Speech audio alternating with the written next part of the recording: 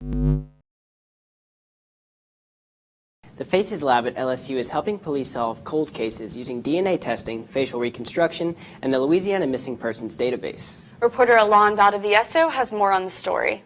The LSU Forensic Anthropology and Computer Enhancement Services works with various agencies in Louisiana and collects and analyzes DNA samples from unidentified remains.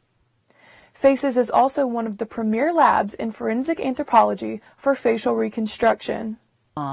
Based on the features of the skull, the location of the eye orbits compared to the nasal opening, and then the shape of the jaw, we can take that information and we can create an image of what the person might have looked like. FACES Director Janess Listy says the lab takes these reconstructions and posts them in the hopes of finding the missing person's family. And hopefully somebody could recognize it and say, well, that looks like my uncle who went missing when I was a little girl. And, somebody can call in to law enforcement and say, my uncle's name was John Smith.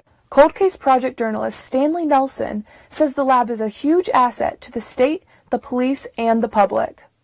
Because there are many, many missing people that have never been identified. And when the FACES lab is able to get DNA from family members of the missing and do things like that, the hope remains that one day many of these people will be identified. The lab has worked on a range of cases, from Southern civil rights cold cases to mummies from Egypt, and continues to work towards solving cases and identifying as many of the missing as possible. For Tiger TV News, I'm Alon Valdivieso. Dr. Listy says you should always report a missing person to the police first, but the FACES lab can help you through the process. To see the database of missing persons in Louisiana, you can visit identifyla.lsu.edu.